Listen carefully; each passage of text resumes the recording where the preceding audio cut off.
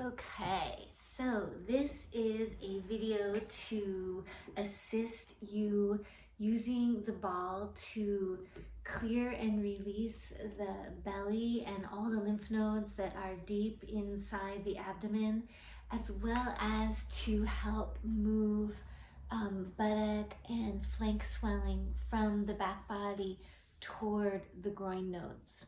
Okay, so this is a under-inflated 6-inch ball, and essentially, maybe hard to see exactly what I'm doing here, but I am first of all just taking my weight onto the ball, and I am below my ribs, above my pubic bone, and if you could imagine a clock face on my abdomen, 12 o'clock being kind of just below my sternum, 6 o'clock being my pubic bone,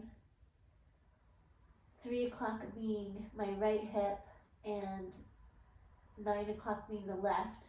You're going to start at 12, and you're going to just move your body around so that I'm moving in a clockwise fashion, going from 12 to 3, down to 6, over to 9, and up to 12. It can take a little practice to get this going just right, so be kind to yourself. You always want to go in a clockwise direction because that is the way our digestion moves. So you're giving yourself a double treatment here, little digestive clearing as well as stimulating those nodes. And whenever I find a spot that is a little tender, I'm going to just breathe into it. Breathe right into the ball there, to my tolerance, making this slightly uncomfortable but never painful. All right? And so that's the first part of this treatment. And the next is going to be to take that ball, and I'm going to move so that I actually am now on my back.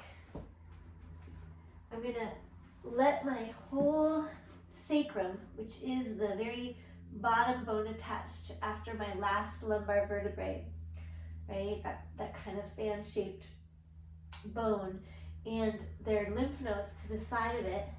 So I'm going to go just to where the bone ends and the flesh begins, and then I'm going to begin to roll with my intention is pulling any swelling that I might have in the buttock or the flank area and pull it along the side body, doing a little bit of a circle here to come to my nodes in the groin, right?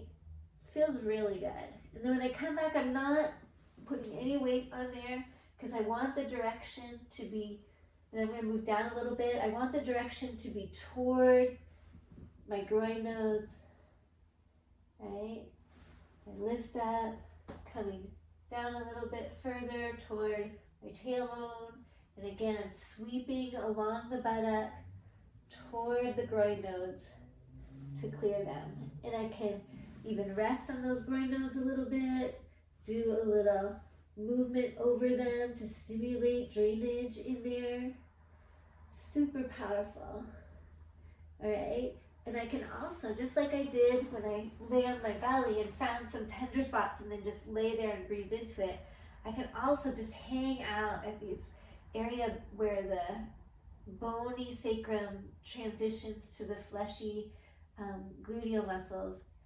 That's where those sacral nodes are, and I can just hang there and let those clear. I can bend the knees, I can let the legs be long, whatever feels right. And just letting myself breathe, breathing into the diaphragm, the belly breath.